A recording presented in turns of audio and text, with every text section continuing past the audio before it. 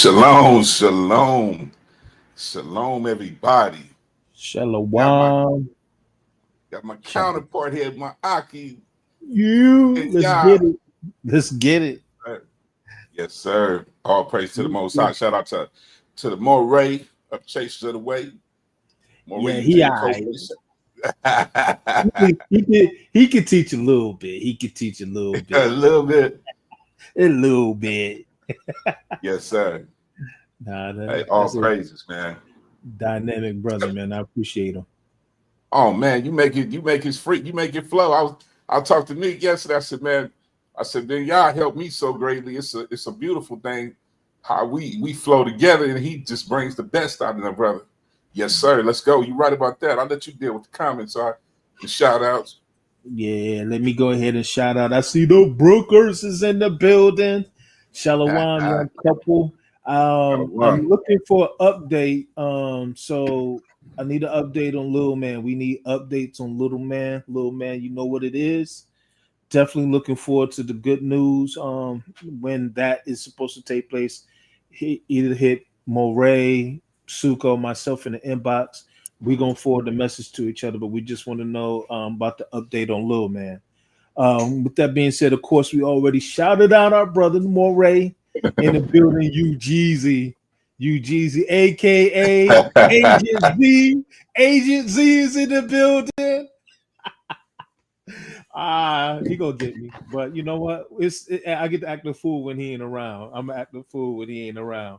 That being said, we got Sister Tasha. She, you heard that? Because she got the precepts on this act.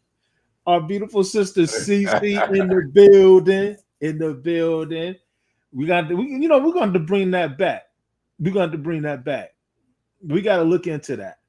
That might need Doing to be one. 15:20 a.m. Yeah, like her and Meek got radio backgrounds. Yeah, they do. I'm thinking, man, they can do something with that, man. They sitting on some talent, man. We're gonna have to investigate that. Okay, so yeah, I know I'm silly, bro. I'm not the fool. Um, yeah, we got Sister TJ. She's definitely in the building. Sister TJ is definitely in the building. I guess Naeem and TJ are in separate rooms or something. I'm assuming that, but I'm definitely looking for both of y'all hear me. Definitely looking for the update on Eli. Definitely looking for the update Yeah. on. So whenever you guys can, please get that to us. We're not stop praying for little man, but we want to know what's going on with little man. With that being said, the big homie G Ock Suka B Maccabees, the Shalom, golden pipe, shalom. the golden pipe. Let me tell you something, and I love when a man pray because he has the gift of faith. So if you ever like, if you don't want it, don't ask Suka to pray because the Suka pray, it's gonna happen. You're gonna get it. You're gonna end up moving in it. The man has a gift of faith. And I love when I hear the brother pray because I know when he pray, he get results. He get results. That man is a man of faith, and I honor that and I respect that. I see Sister Deborah is in the building, aka Shout out, Eunice. sis. Eunice, she said, listen. She said, listen. Y'all up here compromising with these spirits, compromise with these other angels. Let me take the grave clothes off and let me go down this hill. Let me go down this hill and show him what for. Let me run him through his head. That Sister Judith be like that. You know what I'm saying? So we got some powerful people definitely in the building. Looking forward to collaborating tonight with my brother Suka B. I've talked and rambled enough. Let me turn it over to the man, Now, the myth, the legend. man, all praise to the Most High. Shout out, Sister Sheila. Good to see you here. Oh, All praises. Sister Sheila in the building. Welcome. Yeah. Yes, ma'am. Smart woman, smart sister, powerful Yeah. sister with that real estate. Yes. Okay. All Okay. praises. Okay. You say real estate? Yes, sir. Yeah, real estate. Yes, sir. Yeah, she knows a ton. She knows a ton. Might have to reach out to Sister Sheila and see how we can get some stuff done. Yes, sir. All Yeah. praise. Oh, praise. Man, it's good to be here. Yes. It's good to be here. I was, on Shabbat, Morey brought out his word, man. it was just like, man, he came along and just watered, put seeds on the grass that I was tending to, if I could say it like that. Yeah, he do that. Yeah, he do that quite often. All praises for him, definitely. Yeah. It really hit home in a lot of areas. I'm looking at how our people, we tend to take the roller coaster ride so much that we don't understand when the train is on flat land and just rolling a straight ride. We don't do it. Some of us love the roller coaster so much that it's become a way of thinking for a lot of us. And what I mean by that is a lot of people they only understand when it gets hectic. You know, because so many people lives have been tossed upside down. It's almost like mixing a salad sometimes. When that people, you know, they come before you and they toss it in front of you, they put the little extras on it and everything. And some people just don't, they have never had a moment of peace because they love toxicity and they love being in the atmosphere they're in. Some people do. But the way I'm going, go ahead. Yeah, go ahead. I'm sorry. It's interesting you say that because that really speaks to the depraved state that we as a people are in and the need for us to be transformed by the renewing of our mind, because we've internalized our struggle and we've become more acquainted with that goes back to the lessons and Marrige need to bring this back out. I mean, he's been bringing it out in excerpts, but I think he really need to really bring it back out when we talk about those altars that need to be torn down. Yes, sir. Because we become comfortable with victimhood and struggle. Yes, sir. I agree with you. You know, and as you know, I was telling somebody the other day, I said it's so easy for some people to just go grab something and teach and preach this. But I'm not one to just go grab something and give to the Most High's people. I want to ask the Most High, what does he want? You know what I'm saying? Because this is his people. And that's how I feel about it. You know, it's never, when you hear it up here, it's never what Suke wants. It's never what I desire. It's what he wants to deliver to his people. So the unction and the impression that he lays upon me is what I give. Yes, sir. I'm not looking to be heard. I'm not looking to be seen. Yes, sir. You know, and I say this, and I started off with this because the married couples, this is to married couples and those that want to be married and are waiting to be married. They have a strong desire for it. Because a lot of us have lost joy in marriage. It's become, and I say it, I just be real. A lot of us have lost joy. A lot of us are married, but there's no joy in the home. But this is the one you say you love. There's no fun times anymore. There's no intimacy. There's no togetherness. You know, we have been through so many things, and then we've cut each other in so many different ways with our mouths. And a lot of us don't have patience with each other. We don't know how to wait with each other. And then we looked in the people that are getting married and wanting to be married. Sometimes they'll see a good couple, and then they'll see that one bad couple that sticks out. And you have to understand that when you're together, you're praying to make it together. Listen, let's put this out there. We're not enemies, but because we have not yielded ourselves to the Most High, what we go through can make us enemies. It can make us enemies against each other.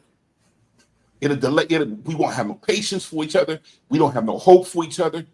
We don't have no faith with one another because we have been through so much. We have been through so many things that's caused friction, and where's the joy anymore? Where's the love? And I want to talk about some things because we don't understand that the fruit of the Ruach has to be a centerpiece in our marriage or for those wanting to be married. You have to have that as a centerpiece. Like you set up a table and you want everybody to see it when they come in. Before you clear it off, people could be, oh, that table looks real good.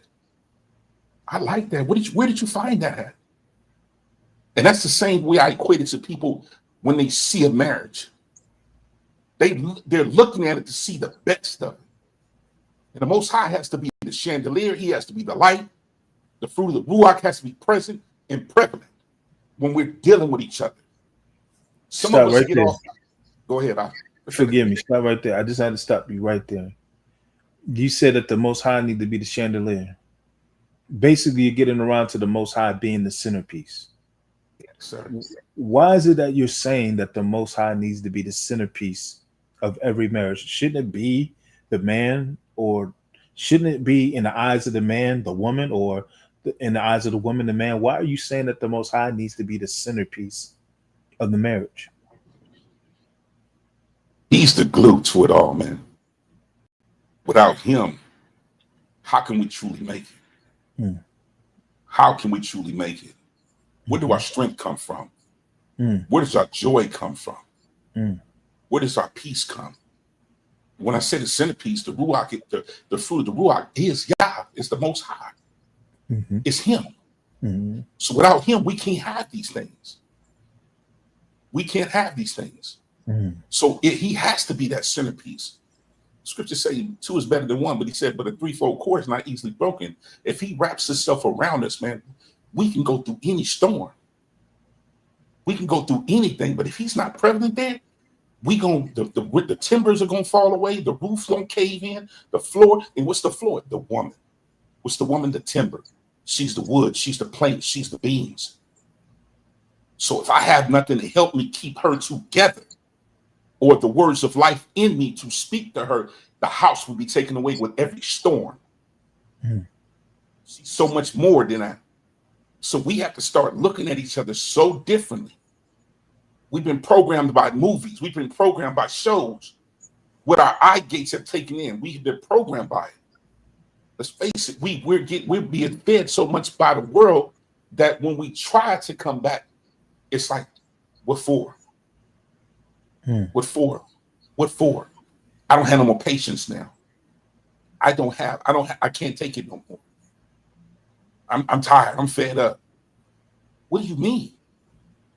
But you took vows before the Most High. You agreed to for better or for worse. You agreed for rich or poor. You agreed that I'm taking this woman. You agreed that I'm going with this man. So when we don't have the fruit of the Ruach, we're ready to escape whatever comes. We're ready to run. We're ready to just cast it aside. I don't want to do this no more. I don't want to do it. Forget it. We go with everything we feel.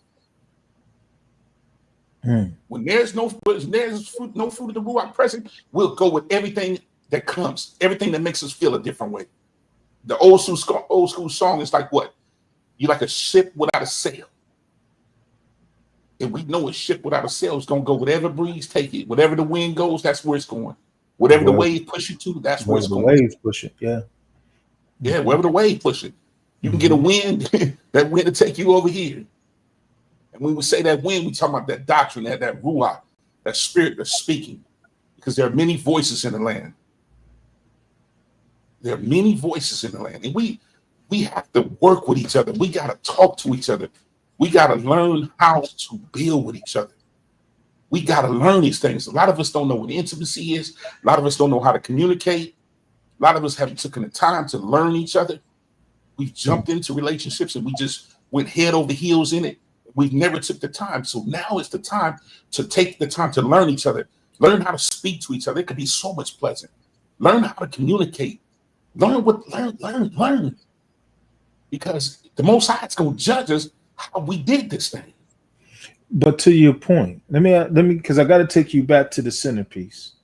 Yes, to sir. The point when you talk about the centerpiece and the need to keep the centerpiece, can you elaborate a little further on that part of it? Like how, as a man, I've been with my wife forever too. Like I'm up there with Gina Cheryl as far as length of marriage.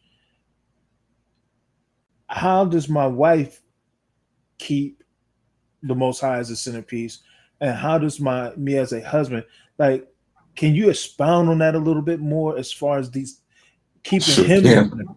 Because I think what happens is a lot of times we expect, each other to do what only the Most High is called to do in us, and look for, like, I can't look for my wife to do certain things in the marriage Yes, that the sir. Most High is putting me to do for me, Con. and vice versa. So can you expound on that a little bit more? Sure can.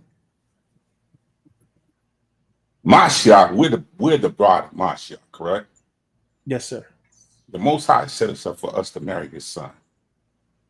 To marry His Son, He said, "I betroth you forever. I'm giving you to my Son, and this is what my Son would do, and what He has done." Ephesians, the 5th chapter. Mm-hmm. Because our women, let me say this too. A lot of preachers don't know how to water their own garden. We want things to be, see, the Most High would direct you on how to be a husband. I truly believe that. It's all throughout the word. Mm-hmm. And He gave one of the best examples when He gave us Ephesians, the 5th chapter. Mm-hmm. When He said, Shall we go to it? yeah, we're going to it right now. Let's go to it. Ephesians, the 5th chapter. I'll read it whenever you're ready. Yes, sir. Mm-hmm. Ephesians, the 5th chapter, 25th verse. He said, "Husbands, love your wives, even as Mashiach also loved the church and gave Himself for it, that He might sanctify it and cleanse it with the washing of the water by the word." Our love is an action. Mm-hmm. Some people, they tell the word to their woman. Listen, we have a woman, she's tender, she's a garden, she's coming in, and we're supposed to build her. How do we do that? As we die to ourselves and come alive through the Ruach HaKodesh and through the word of the Most High, by keeping the law, statutes, commandments, and taking on our husband's mindset. He teaches us how to deal with our woman. He teaches us how to love our women, how to build them. So look, while you're talking about that, because one of the key attributes, according to Galatians 5, which is where you started, and then where we're at, we're commanded to love our wives. Correct. Would you say, or would you be able to surmise that love encompasses the other, was it 8 attributes that are connected to the fruit? Yes, sir. Go ahead. If you, I don't know if you want to explain the I got connection. it. Go ahead. Yeah, Con, I got it right here. See, let me say something about love. Love is not just some flighty thing, something you get bird feelings in your wings, and you oh man, I love you because it feel good right now. But love is that thing that is totally different. It's called in the Hebrew, it's called ahava. It means devoted, love, giving. But when you break it down with the pictograph and you go start looking at it deeper in the Hebrew, it means the aleph, which is strength. It means hey, which means reveal. It means bet, which is a house. So understanding that the strength of the house is revealed through giving. The strength of the house is revealed through giving. Love is an action word. It's not just a word, it's an action that's constantly performed. So as I'm taking my wife and I'm walking her through things and I'm showing her things and I'm securing her and I'm protecting her, that's love. And the strength of the house is revealed. It's revealed through your giving. Through the giving. And it's interesting that you say that, because and I don't mean to be crass when I go this way, but we as men are naturally built to give, to initiate, as it pertains to the relationship. Yeah.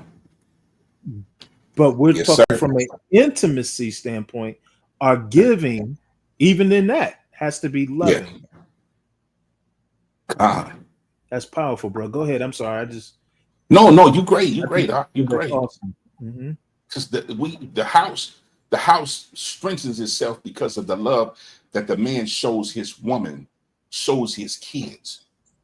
His love, he shows his obedience to the Most High, strengthens the house.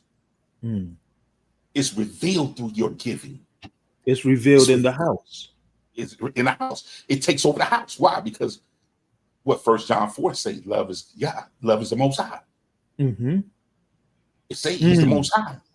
And he said he would dwell He said he would dwell in temples not made with man's hands. Now you see where we're going. Mm. This is different. This is the way he wants it. This is what the house is built on.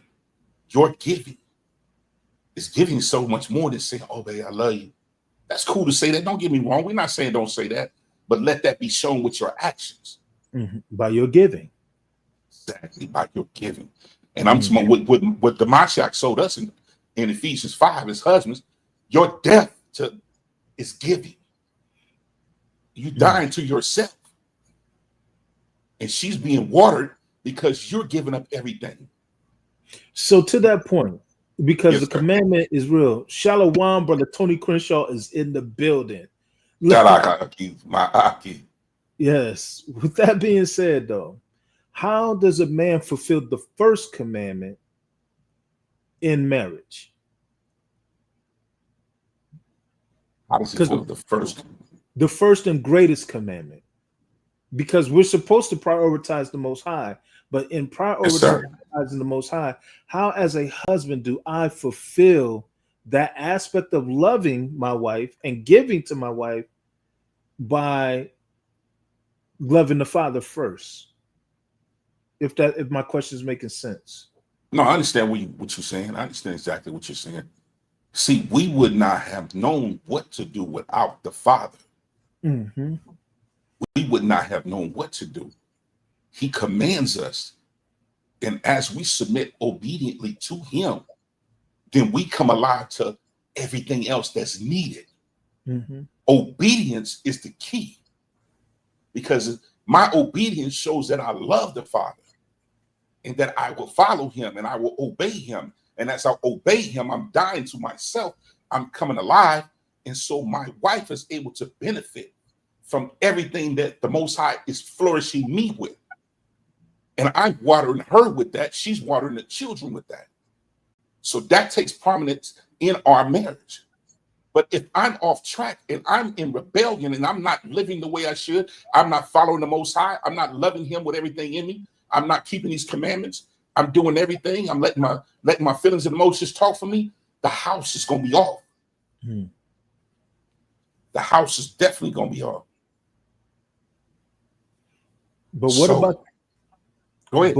But what about the concern that one may have? Like, I know me, I can go overboard. I'll be transparent with me. Or you got somebody like a Marrige, or even yourself. You're a called man.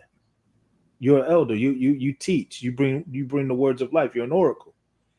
Is there ever a time where serving the Most High can be cause an imbalance? And how do we deal with that? How do we not give into that, where our wives are not left neglected because we call ourselves seeking and serving or loving the Most High first? The Most High is first. He is first. But we come into your question, Marrige. He is first. And with that being being obedient to his word, how to treat each other is part of that. Yes, sir. It's part of that. See, we if we're obedient to the Most High, if we're obedient to him, we're going to eat the good of the land. So if I'm eating the good of the land, my wife eats the good of the land, my children eat the good of the land. So everything is tied to my obedience. Everything is tied to my obedience. Everything is tied to my obedience. So listen, we can't do it without him. Get out your head, get out your mind. If we get out your head, get out your mind, and go from there. Because a man, if he's not led by the Most High,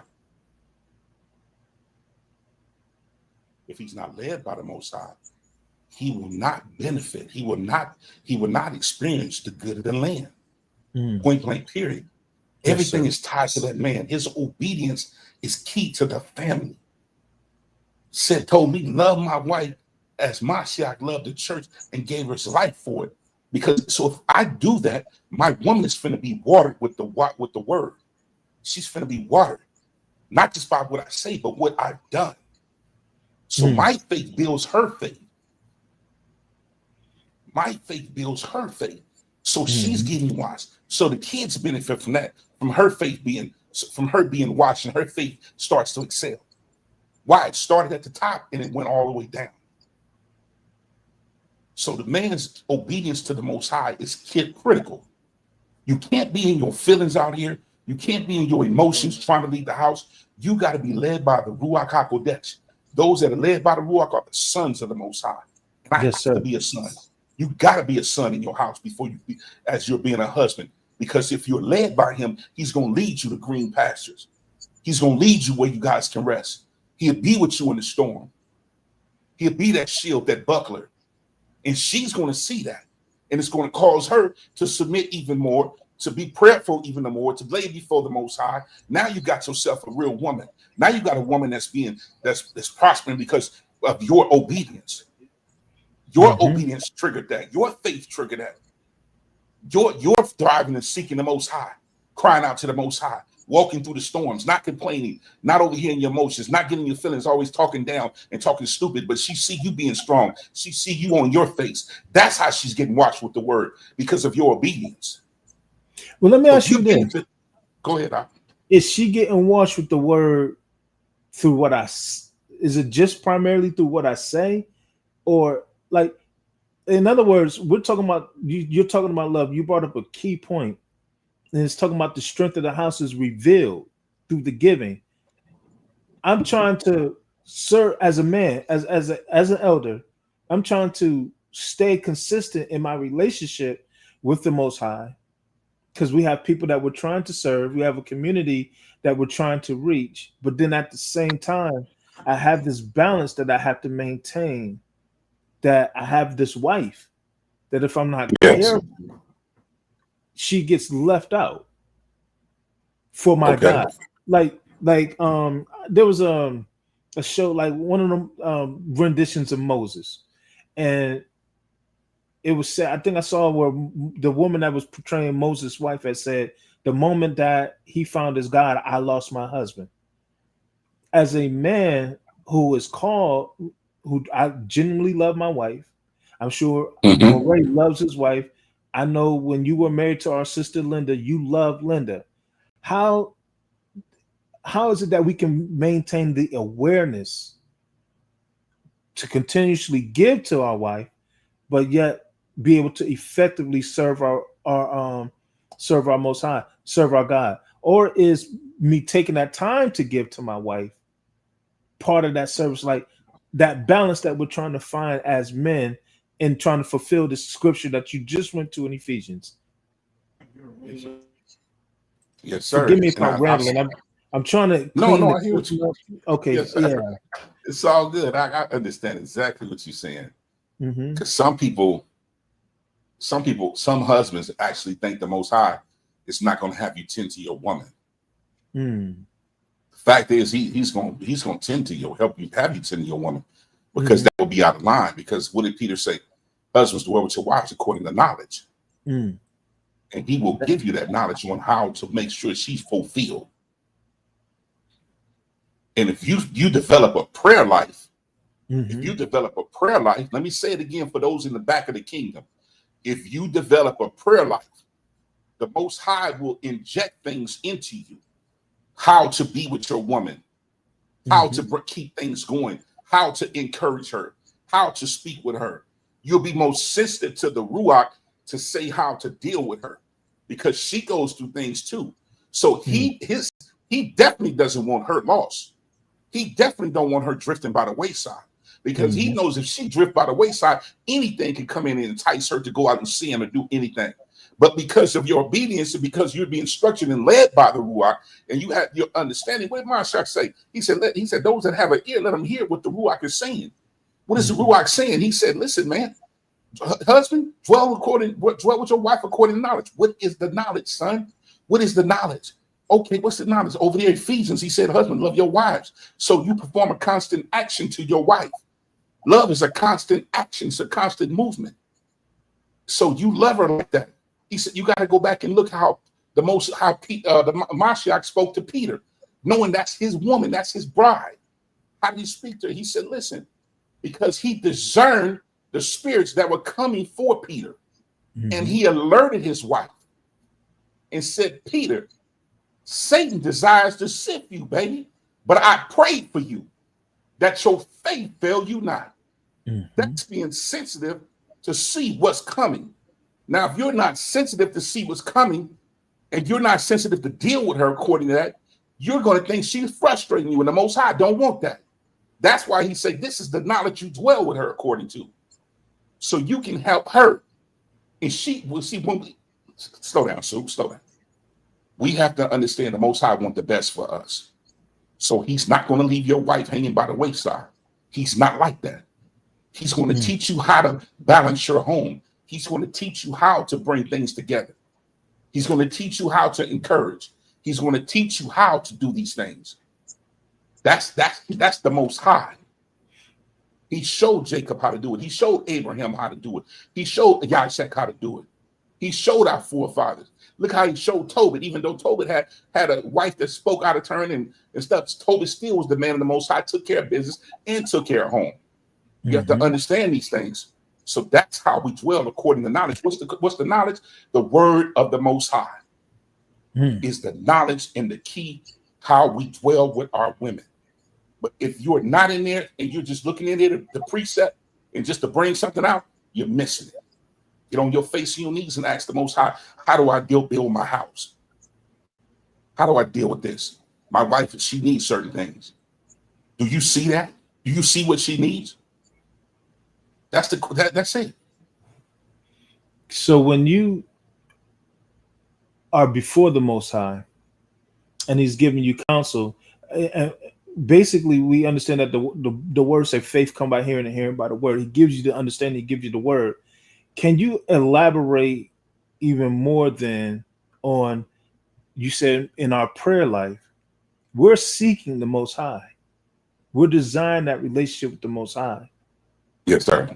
In us seeking and desiring that relationship with the Most High, you said that the love, basically the Hebrew ahava is the strength of the house, is through the giving. Yes, sir. How does faith and giving kind of, not faith, but how does faith kind of go hand in hand with the next evolution or the next phase in the marriage? Because you'll have sometimes in the marriage where it just feel like you're the one that's being diligent in prayer, diligent in seeking, but yet maybe your partner is not as diligent in maintaining that 3-4 code. What does that look like from a standpoint of marriage and how we moving forward, especially as faith comes into play, because we're praying? Do I need to clean it up?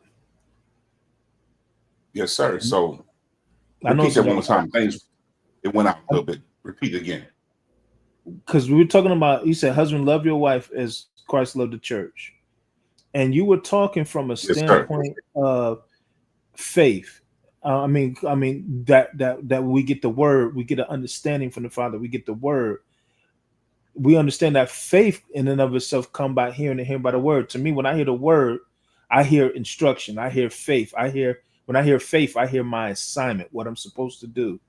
With that being said, concerning my spouse, concerning my marriage, how does faith come into play as we get that word through prayer, that instruction, that wisdom on how to dwell with our wife according to knowledge? Can you elaborate on that a little bit? Sure can, definitely. Yes, sir. So when we talk about faith, we're talking about emunah. We're talking about emunah. We're talking about firmness, steadiness, fidelity, faithfulness. Let me say it again. Faith, firmness, emunah, firmness, steadiness, fidelity, faithfulness. Listen to what he's saying. This is what you say you believe. This is what you believe. So your action, but faith is an action too. Yes, sir. Firmness, steadiness, fidelity, faithfulness. When we look at the pictograph, the pictograph been having me, I've been looking in this, and I'm like, man, we really don't know. Mm. So the pictograph is the aleph, which means strength. It's the mem, I believe it's water, chaos. It's the vav, it's nail, secure. It's the nun, the seed, continuation. Hey, revelation. So you break it all down and you put it all together. It means strong support that secures life through chaos. Let me say it again what emunah is. Strong support that secures life through chaos. Mm. So that's what faith secures you. That The reminds me of firmness. Go that ahead. reminds me of the parable that Christ has spoke. I think it's Matthew 12, maybe 12 or 13, where it talked about the man who built his house on sand and the man who built his Yeah. house on firm ground. Because we're talking Yes, about sir. love and giving, and how once we get the instructions from the Father, now you're talking about firmness and stability. I just thought that was quite interesting. If you want to go ahead and elaborate. Yeah, he's man, it's firmness, steadiness. When you have that faith, when you have that faith, that emunah, say that firmness, that Mm-hmm. steadiness. Faith is not no. Faith is not an emotion. It's not something that somebody preaching. Reach up and grab it. Reach up and grab it. Because when you leave, you ain't got it. Mm-hmm. So what he's saying is, your faith keeps you steady. It keeps you firm. You plant it. This word plants itself in you. That's why the scriptures say the engrafted word, receive ye the engrafted word, which is able to save your soul. That word anchors itself and it keeps you steady. It controls your emotion. Yeah, you might feel it every now and then, but that anchor that's in you, that faith is like an anchor. It just plants itself right there and it believes the Most High and it Mm-hmm. begins to do what he's called to do. It begins to just build you, shield you. It begins to protect you. Listen what it's saying, man. Emunah is a secure revelation. Listen, starts like it. It said strong support that secures life through chaos. Mm. So where no emunah is, you gonna go through all type of stuff. You ain't gonna be steady. You folk don't know to believe you because you this way one minute, you that way the next. When the Most High said it was counted unto Abraham as what righteousness because he believed the Most High. What did he do? The husband who had family, who had houses and land, had everything. He was settled in the land. He was Mm-hmm. settled in a place. And the Most Mm-hmm. High said, "Man, come off from them and be ye separate. Go over here. I need you to go over here." He jetted. He was already wealthy. He was already in a secure place to him. But when he heard the Most High, so the woman, she will see the man that hears the Most High. Mm-hmm. So when he moves, and he's moving not on a whim, he's not moving on his emotion, but he's moving because this is the direction the Most High is leading him in. And it's She anchoring see, him, and it's yes, go anchoring ahead. him, and it's anchoring him and her through the chaos. Through the chaos, man. So It's let me the ask you this: steadiness. Come as on. a husband or as a wife, because First Corinthians 7 is real. You have an unbelieving, and now we've come to the understanding that unbelieving mean somebody who's not obedient to the word. So you have an unbelieving spouse, whether that be a man or a woman. What would you say to encourage the brother or sister that has an unbelieving spouse as it pertains to Mm, moving and walking in faith? mm. It's very, Unbelieving, yeah. unbelieving spouse is it's a real battle. It's a real battle. And my thing is I pray for your strength that you know how to deal with it. Because some women, they know you're a good man, Mm, or some men know that you're a good woman hmm. and that I'm blessed because I'm with you. So that means they don't want to leave. Paul tell her they don't want to leave, dwell with them. Hmm. If they don't want to leave, if they want to leave, fare ye well. Because I want peace. So I'm going to learn how to dwell with this woman that I said, even because see, when it comes like that, it's because either I took a woman out of disobedience, and so I got to deal with that hell. So, Mm, or I married her before I came into the truth, and she chose not to come into the truth.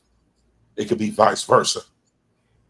But as I pray and I trust the Most High, I'm not going to raise sand because you raise sand. First of all, I'm not going to get in my emotions because you get in your emotion. Because then we have a mess. Then we have a mess because then nothing will get resolved.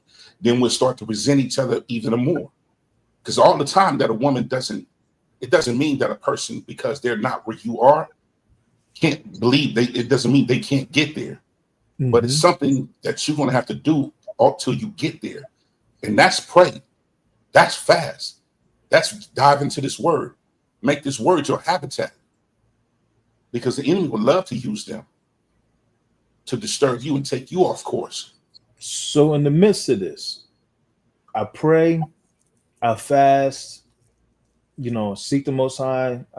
What about what would, okay, if you, because I mean, Linda was down for you like that.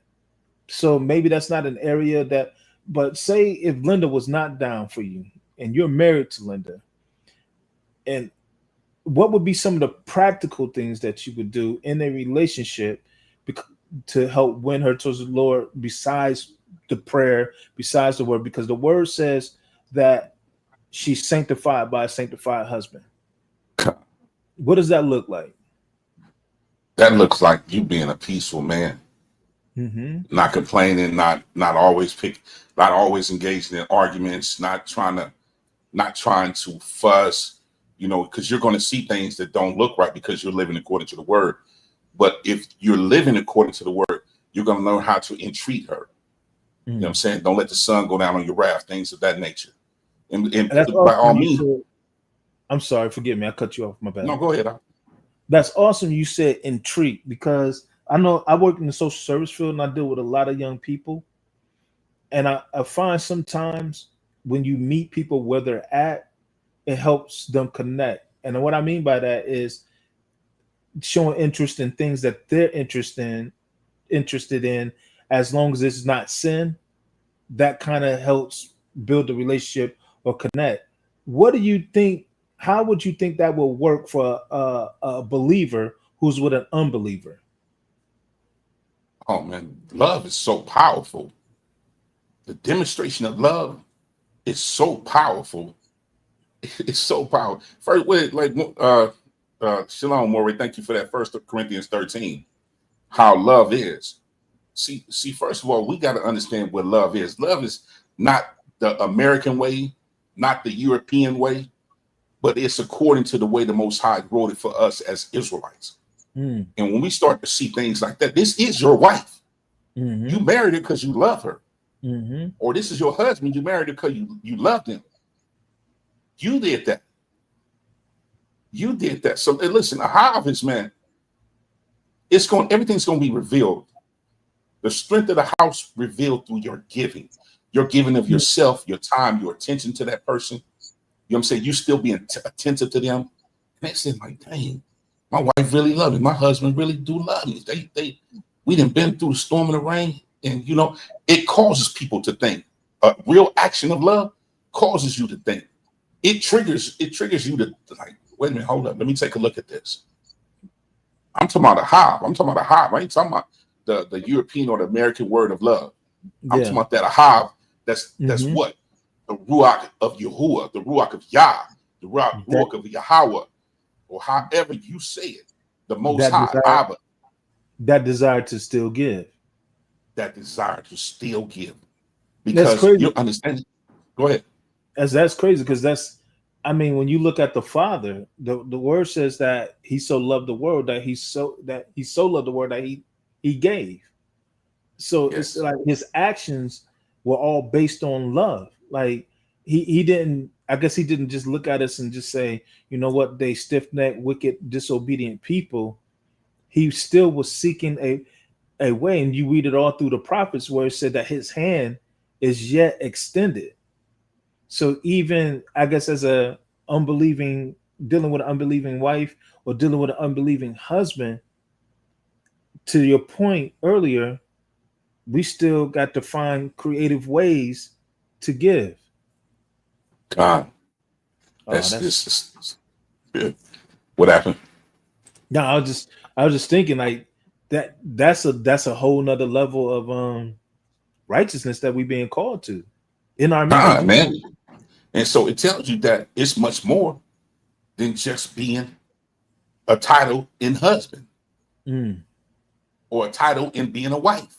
mm-hmm, Because if we're looking to please the Father, we're going to do what he commanded us to do. We're mm, going to do what he commanded us to do. mm-hmm. And that's dwell with your wives according to knowledge. He said, husbands, love your wives as my son loved the called out assembly and gave his life for it. Because your obedience is going to help you present your wife, what? That special bride to my son. You got a hand in that. You're going to help with that because your obedience, your love, your giving, your imunah, that's going to help transform her. That's going to help clean her. That's going to help wash her. She's going to come in with no spots, no wrinkles, no any such thing because of your obedience. Mm. And you're dying to yourself to what? Fulfill. Yes, ma'am. 1 Corinthians 7:12. Read that out. Yeah, I will. Thank you, sir.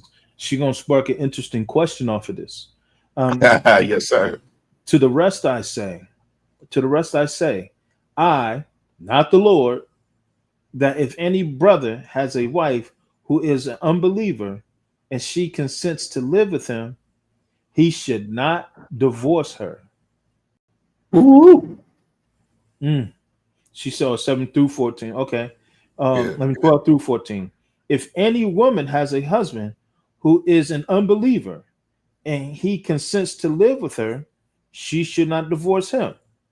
For the unbelieving husband is made holy because of his wife, and the unbelieving wife is made holy because of her husband.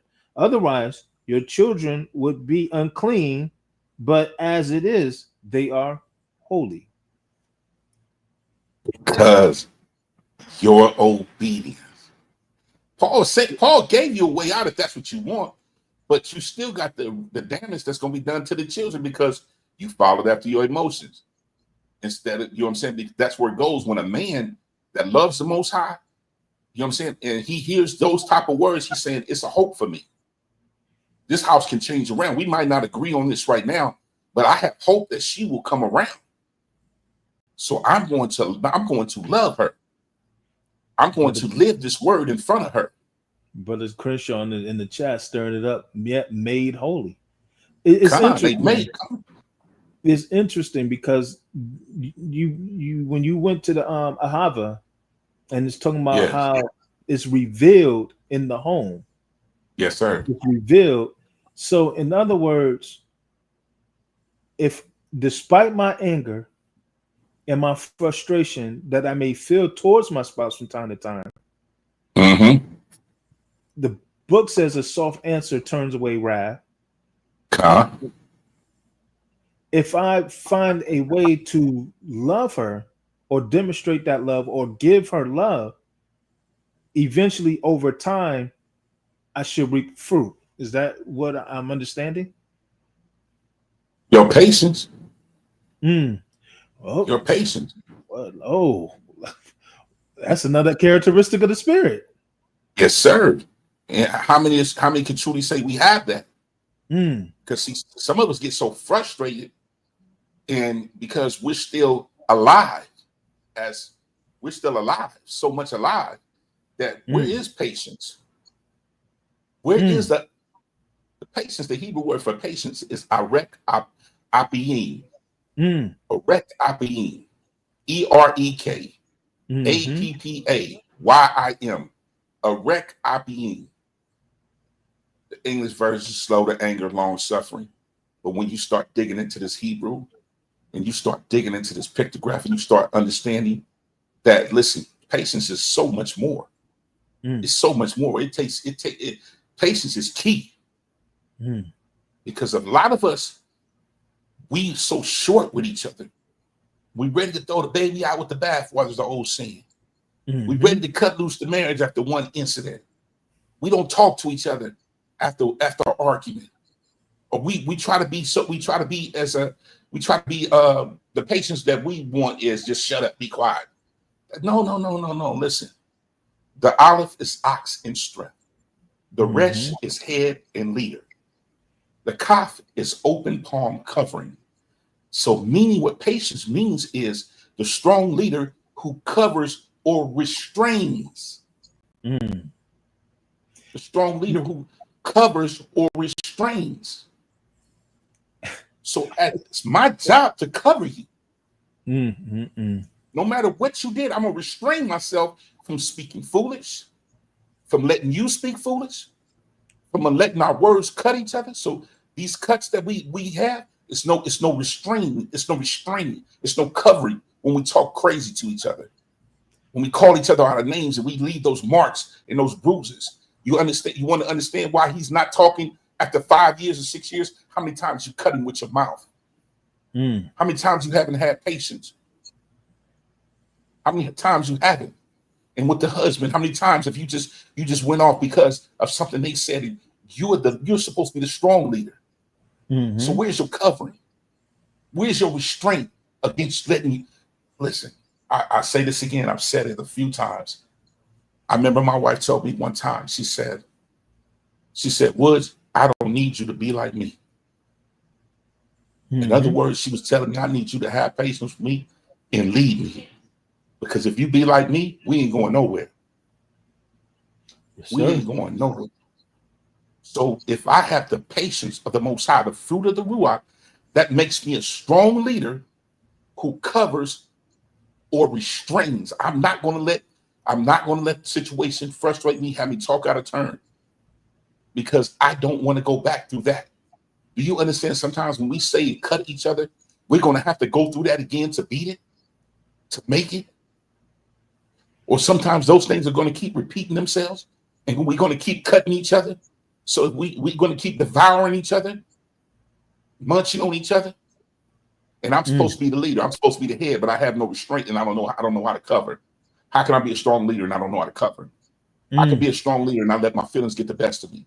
And I give you what you give me, but I'm supposed to have the Ruach HaKodesh. I'm supposed to have the fruit of the Ruach. So that comes, I'm supposed to have patience. I'm supposed to have hope. I'm supposed to have emunah.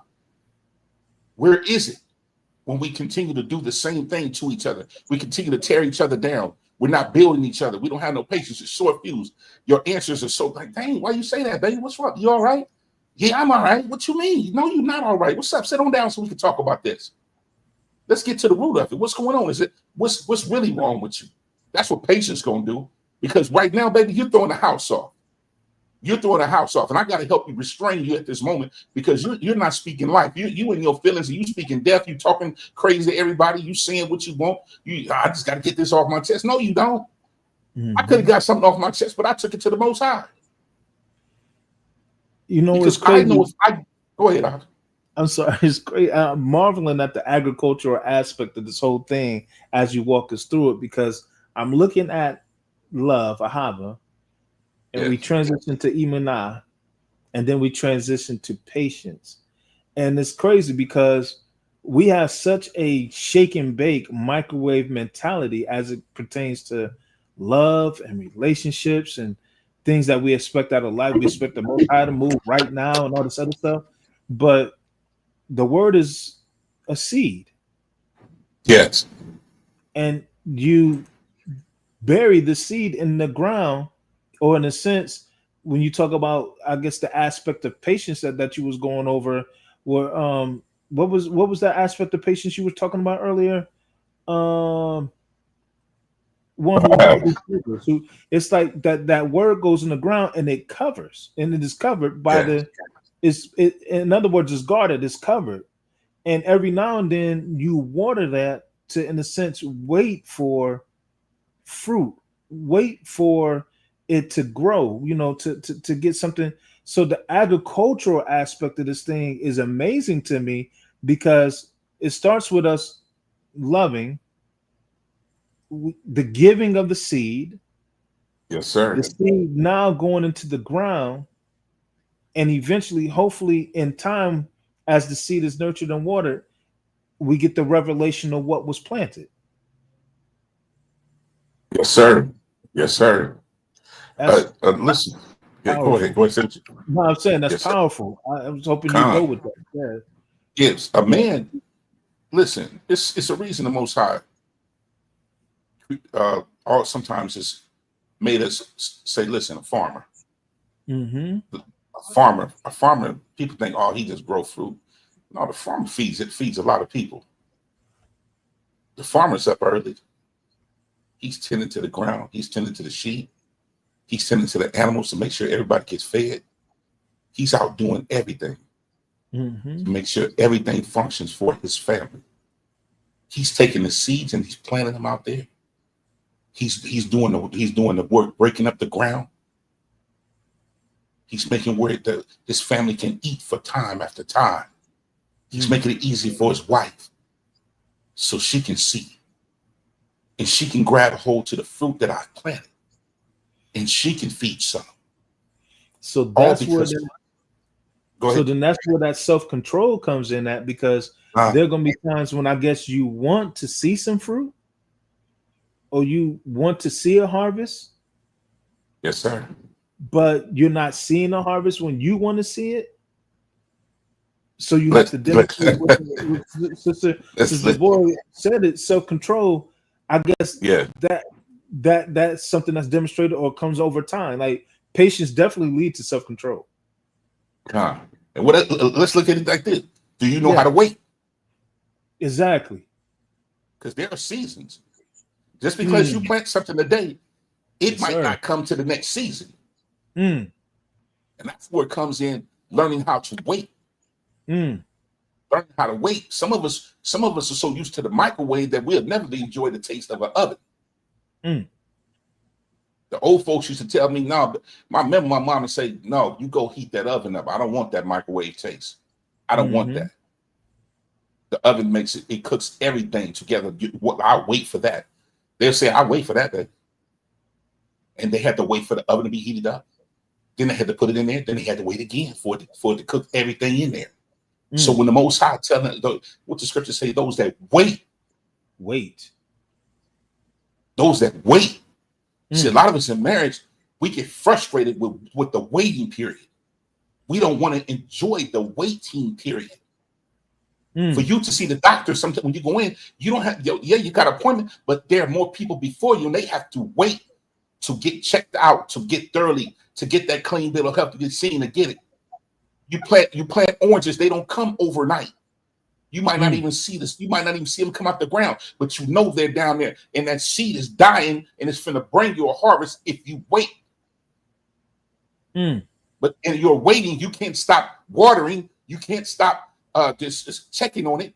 You can't stop tilling the ground. You can't stop taking the weeds out. You got to wait. So what the word wait in Hebrew is kavah. It's to wait with tension, hope, binding together.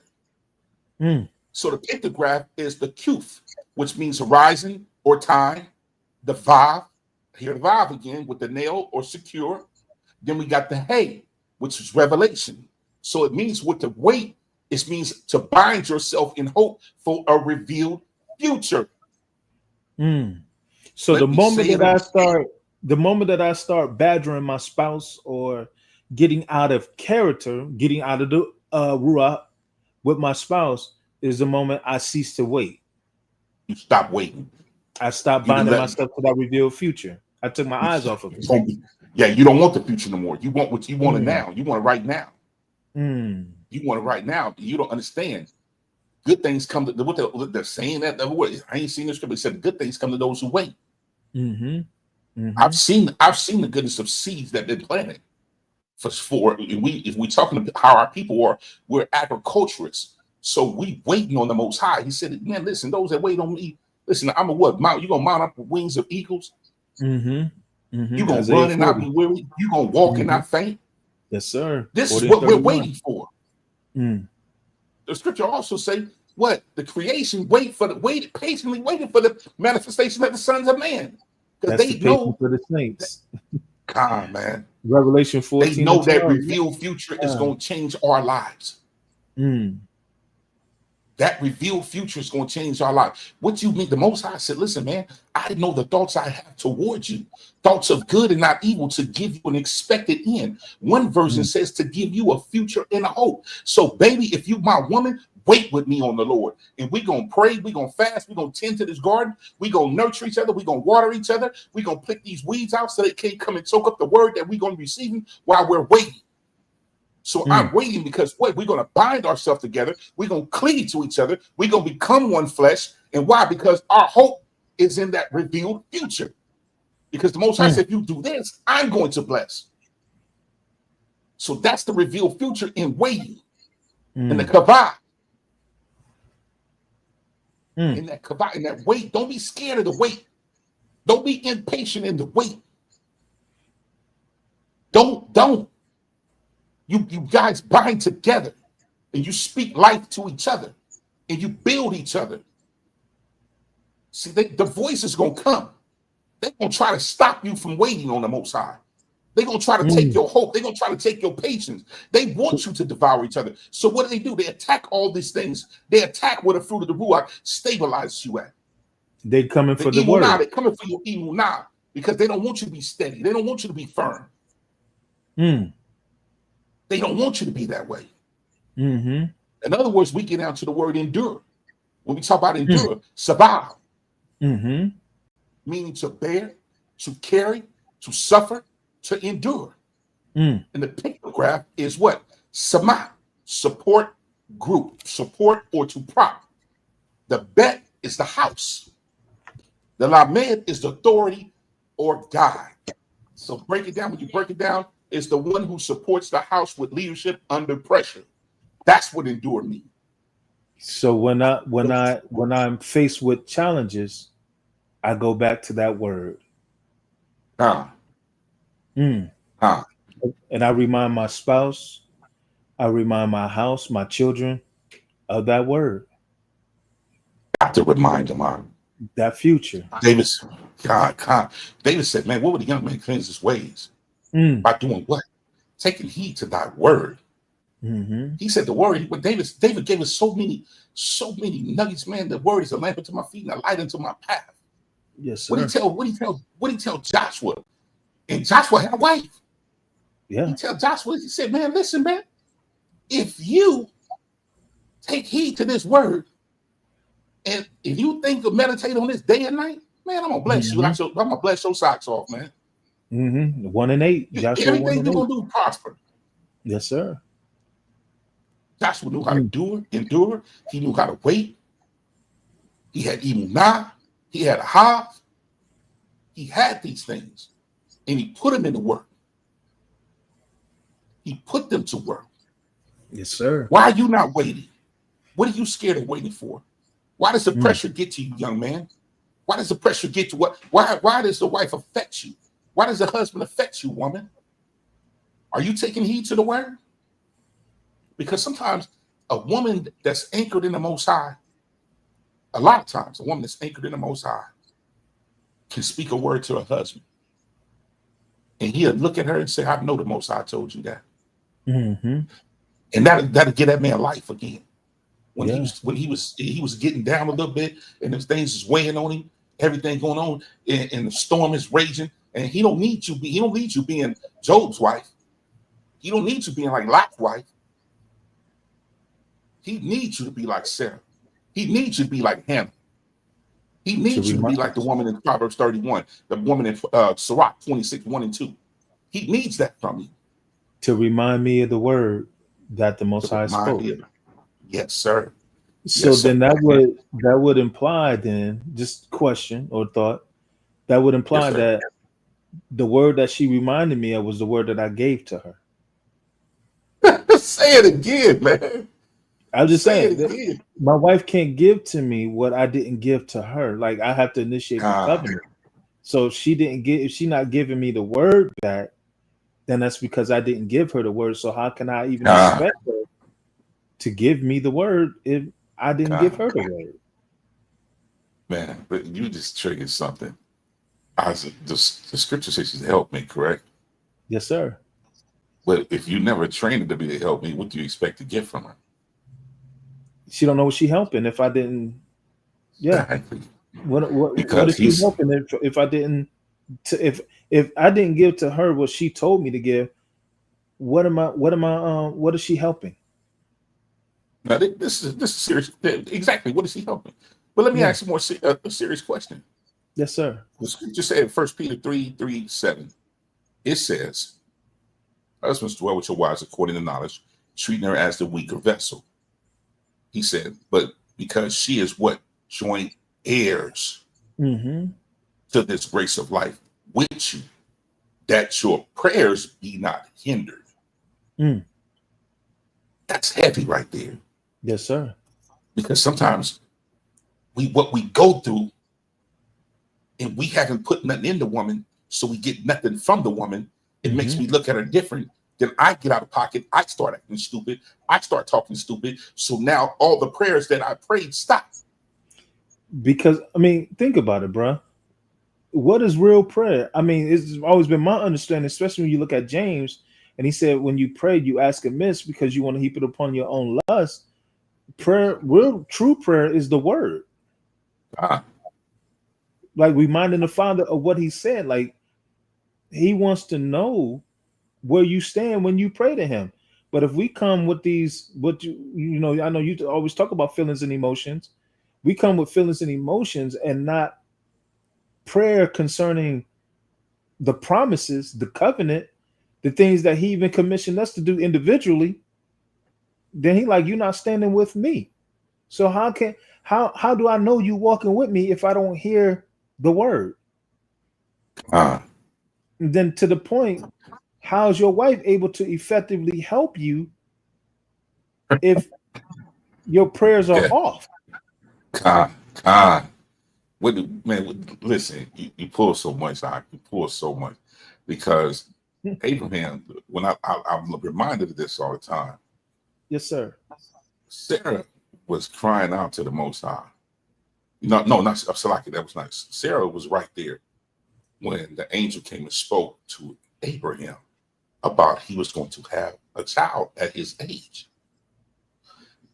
Sarah laughed Yeah. because she was right there. Hear the She whole heard it. conversation. Yes, sir. She was right there hearing the whole conversation. That lets me know the type of man Abraham was. See, some of us want to be so deep that we go on in there, the Most High finna speak to me. Woo, woo, woo. No, man, baby, listen, sit right here. Mm. Because you might hear something I don't hear. Mm-hmm. Because Mm. Abraham, the Most High had to tell Abraham one time, he said, man, hearken to Sarah, man. Hearken to your wife. Hearken to your woman, man. That's a Especially if good she has the word. if she got the word. So husband, To the point. Wait, time out, hold on. go ahead, I'll go To ahead. the point. Abraham received the word that he was going to get an heir. Sarah had to be pregnant with that to know that that was something that was possible because she ended up having the baby and she understood that the baby that she was going to have was going to be the heir. She had to receive the word to know that despite her son not being the naturally firstborn, that her son was to be the heir because that's what Abraham told her. So Exactly. she only reminded Isaac, I mean Abraham, of what the Most High said about Isaac from jump. Come on, man. Come on, baby. Come on. And we want to subjugate our women Mm, to not them understanding. And you know what I'm saying? We want to limit their understanding. You have some we have some powerful women yeah. that have favor with the Most High. Mm, That's not low, that's not being a tyrant over you, husband. That's being a help to you when she's that powerful, husband. mm-hmm. That's being a help because you're going to, man, listen, you're going to help that woman. And as you're building your imunized, she sees your faith rising, her faith is going to rise. Oh, man, my husband, no, I'm believing just like my husband. I see just like my husband. But Why? it's only effective, brother, if he's communicate. He had to communicate the vision with Sarah. Yes, If sir. Abraham didn't communicate it with Sarah, I think that's a problem that we have in a lot of marriages where I think a lot of times we as men we get so deep that we don't include our wives, our helpers in the vision. When they're the You're ones right. that can help. Yeah, they're the ones that can help us birth it. Listen, man. I said this a couple of weeks ago about Linda. I said, man, none of Yeah. my businesses would have worked if it wasn't for her. I'm glad you went back to that. I was hoping you would say that. Go ahead. They wouldn't have worked if it wasn't for her. Mm-hmm. So knowing the type of woman, but this is the thing. My wife seen me start these businesses, but she was already whispering in my ear about my complaints to her about who we were working for. So she already had emunah and faith to believe that I could do it. So she pressed me every time I complained. She pressed me, baby. You know you can do it. You can do that. What are You you know you gonna can do do about that. Yeah, come on, man. it? And this woman kickstarted me, and I went in there, man, and told her, I'm out. I'm out. I had the blueprint, I had the plan, I had everything. Her encouragement and her strength and her emunah pushed me into making major loot and providing for my family the way I wanted to. She saw down the road, and I'm strong enough to admit it. I'm strong enough to admit she saw further than I did at the time. All I knew is I could do it, but she, in my thought was like, I got to take care of the family. So I'm staying in a stuck situation, complaining when my wife had the emunah and the strength to push me out there. And Let I me tell ask you you, this. go ahead.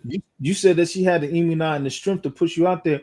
Why do you think that was the case? Like when you talk about your relationship and the things that you were able to accomplish together, why do you think that was the case, that she saw you at a down moment, she saw you in a tough time, she saw you frustrated, but yet she believed in you enough, or believed in the vision in you enough to then push you out there? Because I witnessed it. I witnessed Yeah, you were right there.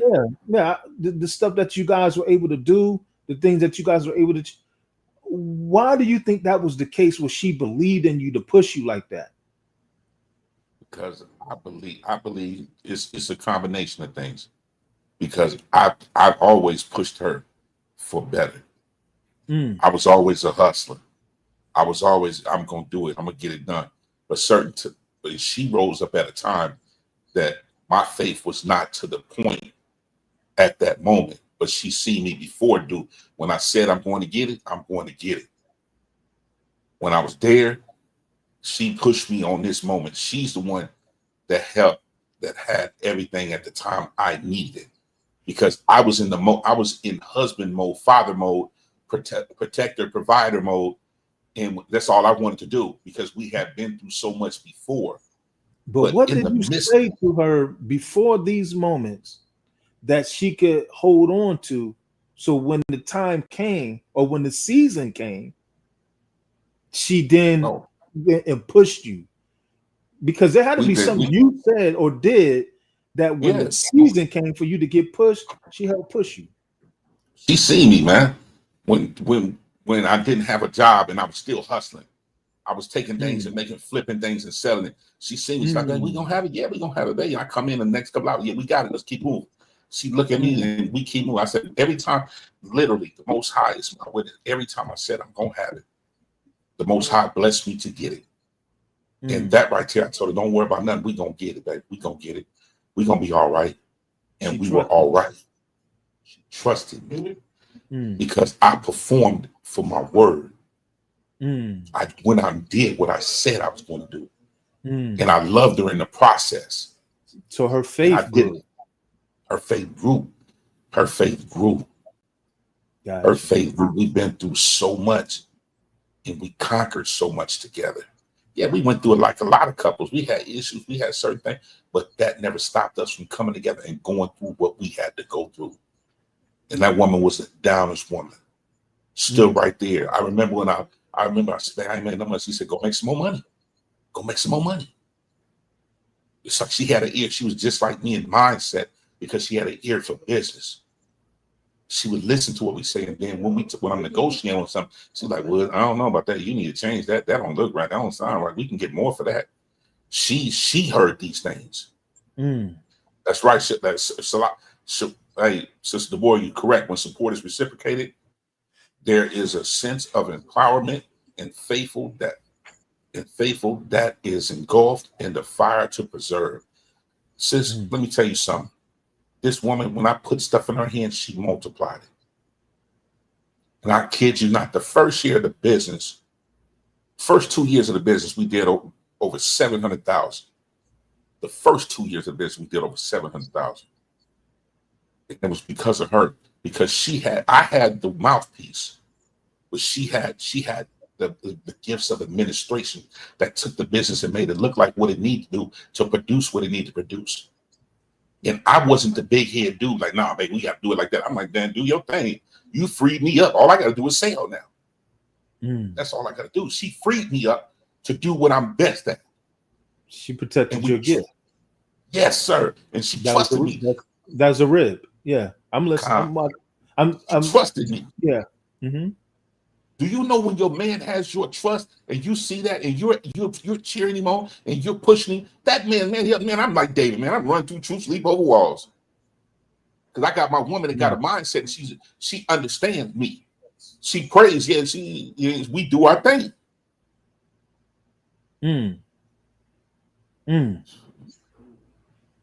All praise to the Most High. She literally took the seed that is your gift and helped you multiply it. God, man. And in due season, y'all reaped. Because I've seen y'all go through challenges and I've seen y'all go through struggles. Y'all had some tough moments, but when y'all hit, it was something to behold, man. It was a blessing. Man, it was such a blessing. My kids still talk about it to this day. And I'm gonna talk about. I'll tell you when we get off. Something recently happened that kind of triggered some things, and some great things, great things. And I just thank the Most High. I thank the Most High that my girls see what a real woman is, that knows how to support her man, and believe in him, and push him, and encourage him. Because it's nothing like it's so beautiful that you can have a woman that you can in a sense, let your hair down and talk about what you're dealing with, what you're feeling. And she empowers you and she prays for you and she encourages you. She speaks life to you. And she be like, come on, man, you got this, you got this. And so don't take the conversation personal. You take it and you build off of that because, man, and look at what she's saying. Look at what she's saying. Sometimes we hear stuff wrong. Let me say it again. Sometimes, man, we hear stuff wrong because our emotions is too alive and we're frustrated about a situation and we're going through this. And my wife is speaking life to me and I don't want to hear nothing. You don't know. You're going to miss the Most High. You're going to miss that word that's going to help you capitalize on some things. You're going to miss that. Quit taking everything personal, gentlemen. Quit taking it like it's a derogatory terms. Because sometimes we just want to hear us and us alone, and you're not going to make it just hearing you and you alone. That's why you say 2 is better than 1.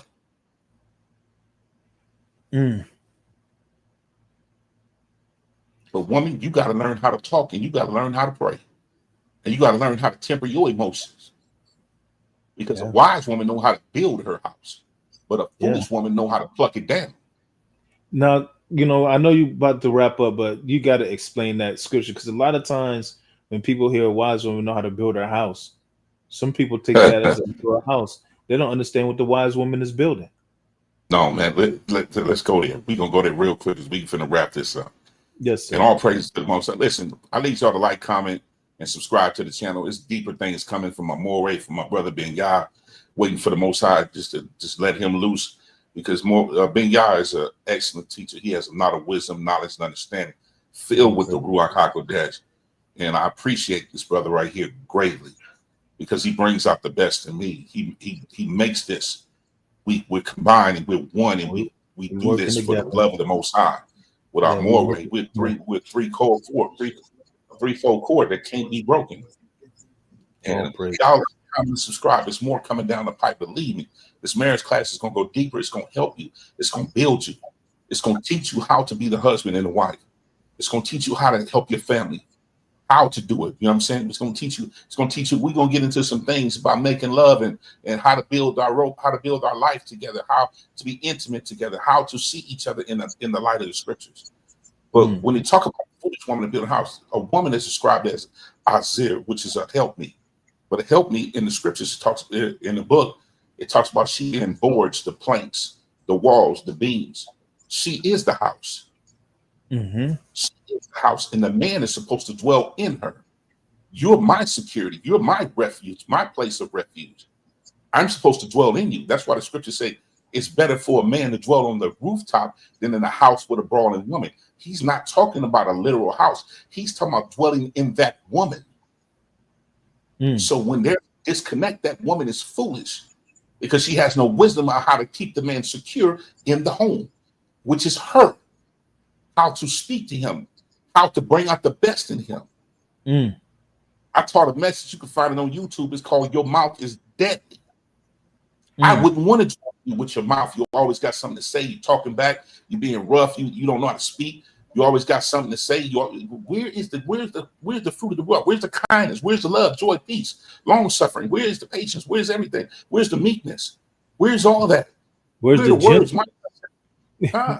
gentleness? Kind. Yes. I need that gentleness. I don't want to come in here you rough, and I just been out there trying to do what it do, and you and come in here and it's all hell breaking loose. I'm finna go on the corner of this house. And I'll sleep on that rooftop before I sleep in you, and you fool. That's what that means. Because a man that knows this is my house. This is my house. I'm going to build. I'm going to paint this house. I'm going to decorate this house. I'm going to make sure the lawn is taken care of. I'm going to make sure the hedges are trimmed. I'm going to make sure it's pretty flowers all around it. I'm going to paint the walls. I'm going to put new furniture in it. I'm going to put new dishes in it. I'm going to put new appliances in it. I'm going to put everything. Why? We're talking about this woman. I'm going to put everything that she needs in her to feel. So when I go into her, I'm going to eat well. I'm going to sleep well. I'm going to be at peace. I'm going to be able to kick my feet up. I'm going to sit back and let her rub my head. Why? Inside of her is my dwelling place and it's my peace. Why? Because she is that woman. She's not the foolish woman that causes me to sleep on the top of the roof. That means outside of her. So when you got that woman, that Sirach 26, 1 and 2 woman, you're going to be sitting there, man, this is a beautiful thing. She helped me double my days. So it's interesting that you brought up peace because that's another attribute of the spirit that she becomes for us. That's another attribute. I mean, is there a breakdown for that maybe we can hear? Yeah, it sure is. It sure is. Man, that's a beautiful breakdown for sure. Listen, we gonna run up out of here. And I love this. I hate rushing, but peace is shalom, meaning wholeness. Listen, we use it so loosely. It's like when I went into this, I was like, we're using this term so loosely and not understanding what shalom really means. We said, shalom, brother, shalom, sis, shalom, shalom, shalom, shalom, shalom. We use this so loosely, not understanding. The word shalom means wholeness, completeness, harmony. The pictograph is the shin, which means to destroy. Lamed, the staff, the authority. Vav, the nail. Mem is chaos. So the term, when I say shalom to you, it means, listen, man, we're going to destroy the authority attached to chaos in your life. That's when I say shalom, that's what that means. So if I'm with my wife and I don't have peace, then either I'm bringing the chaos, I'm not destroying the chaos, or she's not destroying the chaos. But because I will say this, the words say that a man is incomplete. They didn't say a woman. It said a man is incomplete in and of himself. So if I'm not complete, then my wife is not bringing the peace. Time. Or we're not picking up the peace that Washiach left. What do you say? The peace what? I leave with you.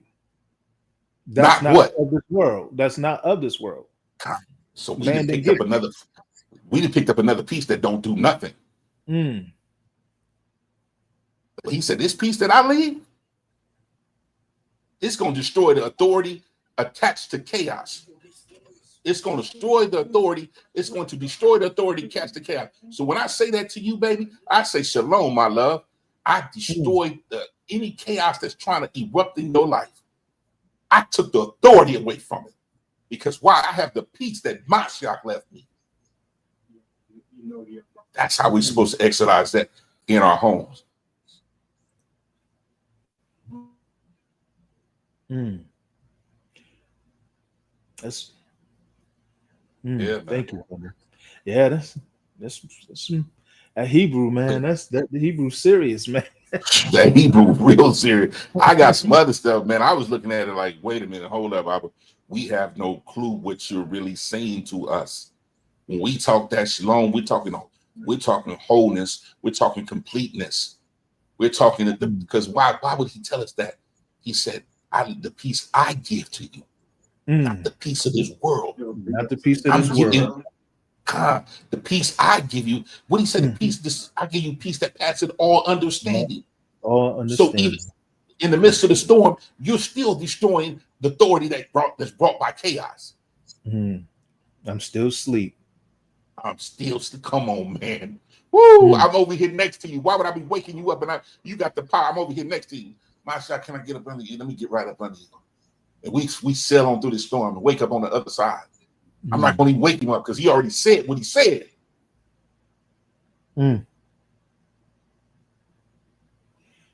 Damn, I appreciate y'all.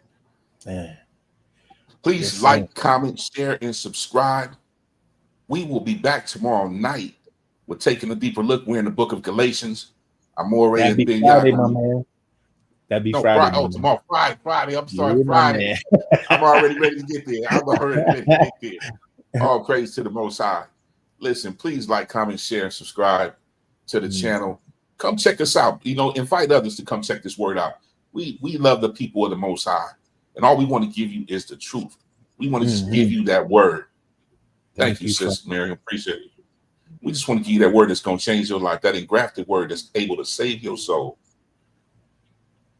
And like I said, this is my man Ben Yah, my ace boom coon, and my ace boom brother. You know what I'm saying? My partner in all what we do here. My other brother, he's not on right now. He's relaxing. Much needed rest for him. So please, and you get a chance, Shabbat service is Saturday at 11 a.m. Central Standard Time. And that's on the Chasers of the COTW channel, the Chasers of the Way channel. It's our Shabbat class. Please take a listen. Come in. It's some heavy stuff going on. Life-changing word. Yes. Like David said, that word. I take heed to your word. So any last words from Ben Yah? Just real quick, just want to reiterate, listen, Galatians, this coming Friday, we're going to be talking about Galatians. I don't know if Marrige's going to go back and look at Galatians 4, but if you do, you want to hear it. We're definitely going to be getting into Galatians 5, which I'm excited about because we'll be revisiting this fruit of the Spirit, characteristics and attributes of the Spirit. But if you take anything away from tonight, listen, if the Most High is not priority in their marriage, make it that way. You can't do a God thing without the Most High. We get married and we take him out the marriage. It don't work like that. He is his characteristics. Same characteristics that we talked about, that Sukkah expounded on, it's him. So if we get in the marriage and we take him out the marriage, what you think your marriage is going to be? The word says a nation that forgets his God is what? It's turned into hell. So if your marriage is hell, it's because you forgot the Most High. Yeah, you forgot it. Let's get back to the fruit. Let's get back to the attributes, the characteristics of the Most High, Elohim. That I yield to my brother, and if he said we out, we outie. We out. Love y'all, man. Y'all please like, comment, share, invite others to the channel. There's so much more going on at Chasers of the Way. We love y'all. Please. Shalom night. Y'all have a beautiful night, fam. And we are out. Shalom.